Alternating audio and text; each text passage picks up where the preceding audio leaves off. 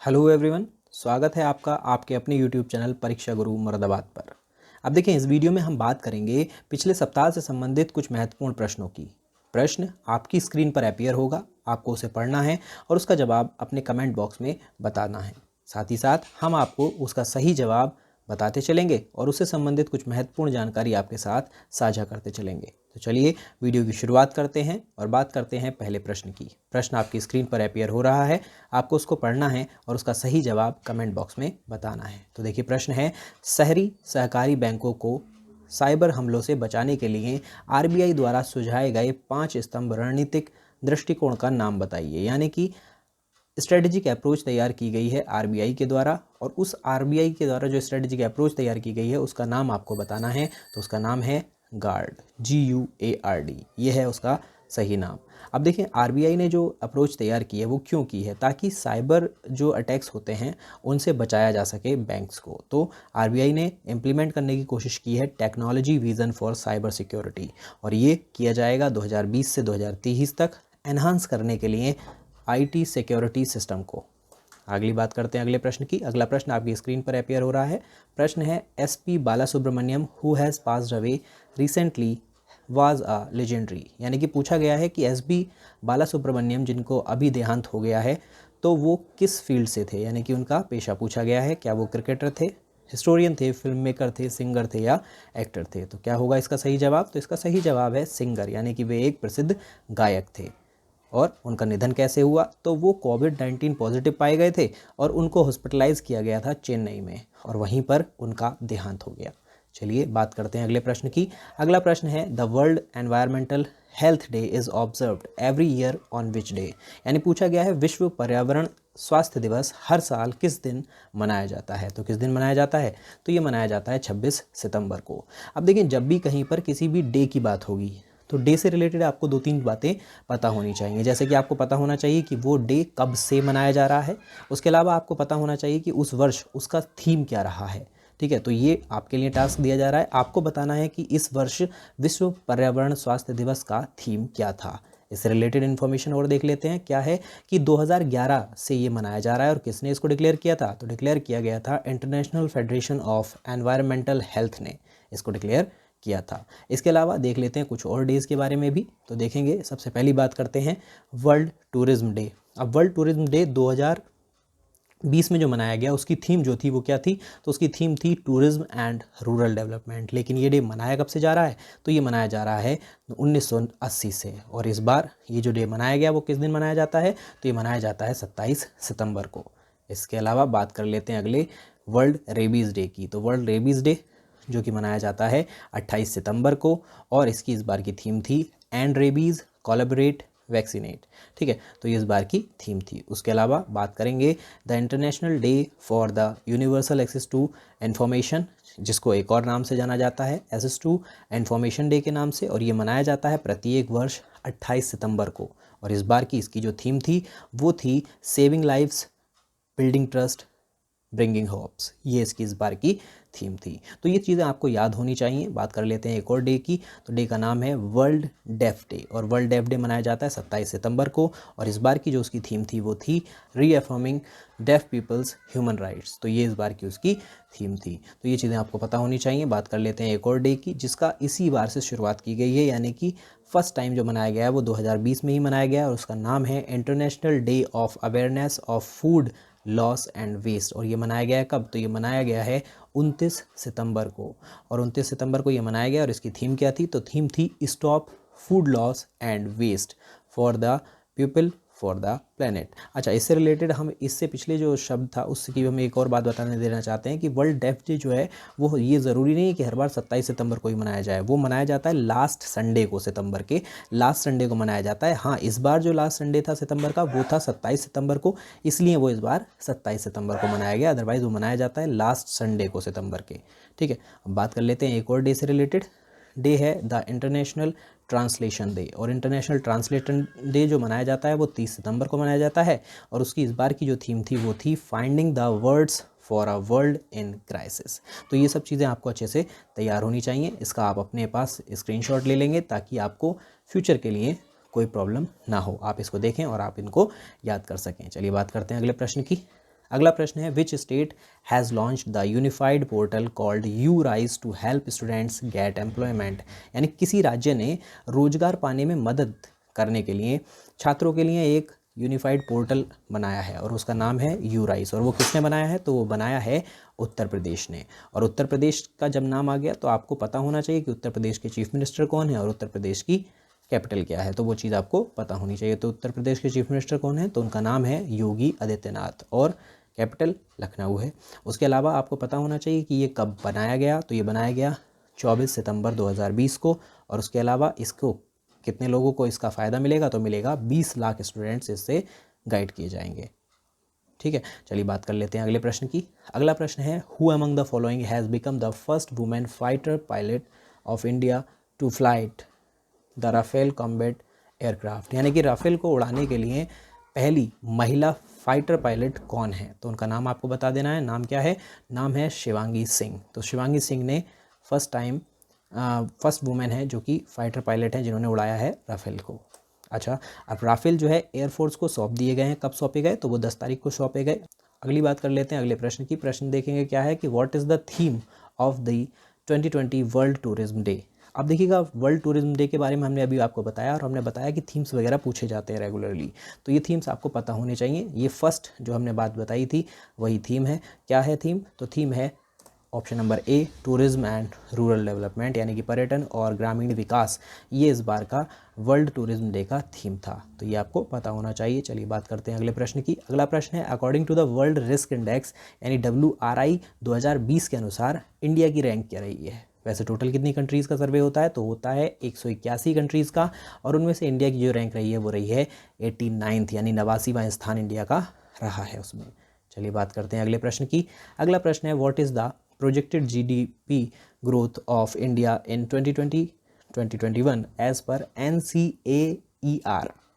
अब देखिए यहाँ पर कई प्रश्न बन सकते हैं। जैसे प्रश्न बन सकता है कि जो वर्ड दिया NCAER, इसकी फुल फॉर्म पूछ सकता है कि इनमें से किसी भी पर्टिकुलर वर्ड के लिए पूछ लेगा कि ये किस चीज़ के लिए स्टैंड करता है, तो वो तो आपको पता ही होना चाहिए। बाकी इस सवाल का जो सही जवाब है वो जवाब है -12.6%, यानी कि इस बार की जो GDP ग्रोथ बताई गई है NCAER के द्वारा वो बताई गई है 12.6 माइनस में। ठीक है, अच्छा अब इसकी फुल फॉर्म के साथ जिक्र कर लेते हैं, तो वो है क्या? The national council of applied economic research, NCAER के रिलेटेड। चलिए बात करते हैं अगले प्रश्न की। अगला प्रश्न है name the winner of the F1 Russian grand prix 2020, यानी 2020 रशियन ग्रैंड प्रिक्स F1 किसने जीता? तो इस बार जीता है किसने? तो वो जीता है वॉल्टरी बोटास ने। ठीक है, तो ये बात आपको पता होनी चाहिए। ठीक है, अच्छा इससे रिलेटेड कई क्वेश्चंस बन सकते हैं। जैसे पूछा जा सकता है कि ये जो खिलाड़ी हैं वो हैं कहाँ से? तो हैं ये फिनलैंड से। उसके अलावा इन्होंने इस सीज़न में दूसरा ये जीत हासिल की है, और ये कब हुआ? तो ये हुआ 27 सितंबर 2020 को। चलिए बात करते हैं अगली बात करते हैं। तो Mustafa Adib has recently resigned as the prime minister designate of which country, यानी कि मुस्तफ़ा आदिब ने रिज़ाइन कर दिया है प्राइम मिनिस्टर के पद से, और वो किस देश के प्राइम मिनिस्टर थे ये आपको बताना है। तो उसका जवाब हो जाएगा क्या? तो जवाब है लेबनान। और लेबनान जब एक किसी भी कंट्री का नाम आ गया, तो जब किसी कंट्री का नाम आ गया तो आपको उसकी कैपिटल पता होनी चाहिए, और आपको पता होना चाहिए कि उस कंट्री का मुद्रा कौन सी चलती है। बाकी प्राइम मिनिस्टर का नाम यहाँ पर बता ही दिया गया है जिन्होंने रिज़ाइन किया है। तो आंसर क्या होगा? तो कैपिटल क्या है? तो बरूट जो है वो कैपिटल है वहाँ की। और करेंसी की अगर बात करें तो लेबनीज़ पाउंड जो है वो वहाँ की करेंसी है। बात कर लेते हैं अगले प्रश्न की। अगला प्रश्न है the former union minister Jaswant Singh who has passed away recently had held which of these portfolios, यानी कि यशवंत सिंह जो हैं अभी एक्सपायर हो गए हैं जसवंत सिंह, और वो किस किस पद पर रहे हैं वो आपको बता देना है। उसने ऑप्शन दिए हैं हमें, defence minister, external affair minister, finance minister, या ऑल ऑफ द अबव, या नन ऑफ दीज। तो आंसर क्या हो जाएगा? तो सही आंसर हो जाएगा ऑल ऑफ द अबव, यानी कि वो डिफेंस मिनिस्टर भी रहे हैं, एक्सटर्नल अफेयर मिनिस्टर भी रहे हैं, और फाइनेंस मिनिस्टर भी रहे हैं। किस टाइम पर? तो वो अटल बिहारी वाजपेयी जी की जो कैबिनेट थी उसमें वो रहे हैं। 82 साल के थे और इनका निधन हो गया। बात करते हैं आगे की। और अगला प्रश्न आपका देखेंगे, आपकी स्क्रीन पर अपेयर हो रहा है, उसका जवाब देंगे। क्या है प्रश्न? Who has been appointed as the chairman of the BCCI's women national selection panel, यानी BCCI ने अपना वुमेन्स नेशनल सिलेक्शन पैनल का चेयरमैन घोषित किया है, और वो किसको घोषित किया है, तो वो घोषित किया है नीतू डेविड को। ये बात आपको पता होनी चाहिए, यानी कि 5 सदस्यों का एक पैनल है जिसमें जो चेयरमैन बनाया गया है वो बनाया गया किसको, नीतू डेविड को बनाया गया है। उसके अलावा आपको BCCI की फुल फॉर्म भी पता होनी चाहिए, the board of control for cricket in India, ये आपको पता होना चाहिए। बात कर लेते हैं अगली, तो आगे की बात करते हैं। अगला प्रश्न आपके सामने है, who has won the 2019-2020 AIFF men's footballer of the year. तो कौन रहे हैं men's footballer of the year, तो रहे हैं option number A Gurpreet Singh Sandhu. अच्छा देखिए, इसमें कई क्वेश्चंस पूछे जा सकते हैं, यानी कि AIF का मेन विमेन पूछा जा सकता है, और भी कई क्वेश्चंस हैं, तो वो हम आपको आगे बताएंगे। वीडियो के साथ बने रहिएगा, आगे इसकी एक पूरी आपको स्लाइड मिलेगी जिसमें इससे रिलेटेड सारे प्रश्न आपको बताए गए हैं। अच्छा, अब बात कर लेते हैं अगले प्रश्न की। अगला प्रश्न आपके स्क्रीन पर है। प्रश्न है, who among the following has been appointed as the chairman of the telecom regulatory of India, यानी ट्राई जो है उसका चेयरमैन अपॉइंट किया गया है, नया चेयरमैन अपॉइंट किया गया है। और किसको अपॉइंट किया गया है, तो ऑप्शन नंबर है इसका ई, यानी कि PD वाघेला। तो PD वाघेला को नया चेयरमैन अपॉइंट किया गया है, ये बात आपको पता होनी चाहिए। चलिए बात करते हैं अगले प्रश्न की। अगला प्रश्न है, with which of these countries has India recently linked an MOU for cooperation in the field of intellectual property, यानी कि भारत ने समझौता किया है एक देश के साथ, MOU साइन हुआ है, और वो MOU जो साइन हुआ है वो किस देश के साथ हुआ है वो आपको बताना है। तो आपने आंसर बताया, क्या आंसर हो जाएगा सही, डेनमार्क, यानी कि डेनमार्क जो है वो उस देश के साथ भारत ने जो है समझौता किया है। अब आपको डेनमार्क से रिलेटेड और दोनों जो बातें हमने पहले पूछी थी वो बातें आपको पता होनी चाहिए। तो इसका आपको टास्क दिया जाता है, आप बताएंगे अपने कमेंट बॉक्स में डेनमार्क से रिलेटेड वो दोनों बातें।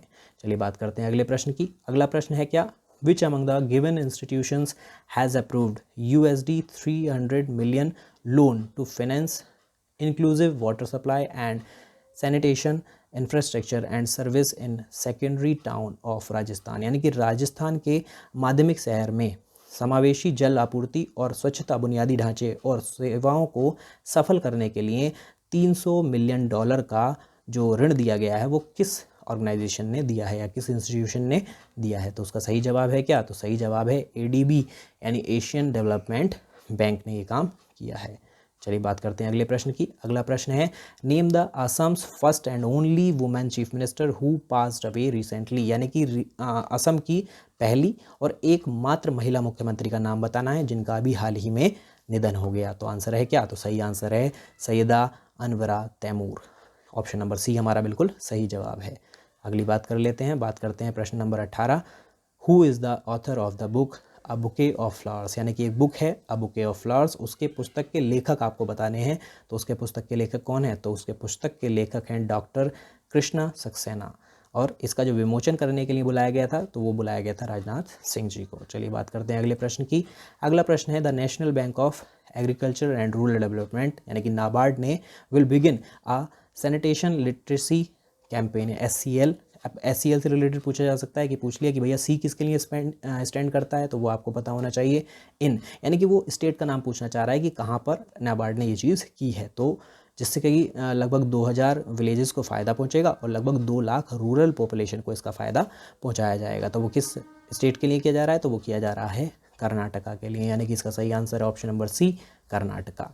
बात करते हैं अगले प्रश्न की। अगला प्रश्न है, the Khadi and village industries commission has appointed as its adviser, यानी कि खादी और ग्रामोद्योग आयोग ने अपना सलाहकार नियुक्त किया है। तो वो सलाहकार किसको नियुक्त किया गया है, वो आंसर आपको बताना है। तो आंसर हो जाएगा क्या, तो आंसर है ऑप्शन नंबर D, सुनील सेठी को इसका सलाहकार अपॉइंट किया गया है। उम्मीद करते हैं सभी चीज़ें आपको अच्छे से समझ में आ गई होंगी। अब देखिए बात कर लेते हैं कुछ अलग चीज़ों की, यानी कि हमने बताया था आपको AIFF में अवार्ड्स जो डिस्ट्रीब्यूट हुए हैं उससे रिलेटेड हम बात करते हैं। तो सबसे पहला अवार्ड जिसकी बात हम कर चुके हैं, यानी कि men's footballer of the year रहा है, कौन रहे हैं, गुरप्रीत सिंह संधू। उसके अलावा women player of the year रही हैं संजू यादव। उसके अलावा बात करें तो मैन में emerging footballer of the year रहे हैं अनिरुद्ध थापा। उसके अलावा एमर्जिंग वुमेन जो रही हैं वो रही हैं रतनबाला देवी। उसके अलावा अगर बात करें तो बेस्ट असिस्टेंट रेफरी जो रहे हैं, तो 2 तरह के अवार्ड मिले, असिस्टेंट रेफरी और बेस्ट रेफरी। तो असिस्टेंट रेफरी रहे हैं P वेरा मिथ्यू, और उसके अलावा जो कि तमिलनाडु से हैं, और उसके अलावा बेस्ट रेफरी जो रहे हैं वो रहे हैं L अजीत कुमार मिठी, और वो हैं मणिपुर से। उसके अलावा जो सबसे अच्छा यानी ग्रास रूट डेवलपमेंट प्रोग्राम का जो अवार्ड गया है best grass root development programme, वो गया है वेस्ट बंगाल को। वैसे भी वेस्ट बंगाल जो है फुटबॉल के नाम पे काफ़ी आगे रहता है। उसके अलावा इनसे रिलेटेड जो क्वेश्चंस बन सकते हैं वो क्या बन सकते हैं, तो भैया प्रेसिडेंट पूछ सकता है, वो प्रेसिडेंट पूछ सकता है कि AIFF के प्रेसिडेंट कौन है, तो प्रफुल्ल पटेल जो हैं AIFF के प्रेसिडेंट हैं। उसके अलावा इसको फाउंड कब किया गया था, तो फाउंड किया गया था 23 जून 1937 को। उसके अलावा फीफा ने इसको एफिलिएट कब किया, यानी कि फीफा से इसका एफिलिएशन कब मिला, तो वो मिला 1948 में। अच्छा, हेडक्वार्टर पूछा जा सकता है, तो हेडक्वार्टर कहाँ पे है AIFF का, तो वो है द्वारिका, दिल्ली में।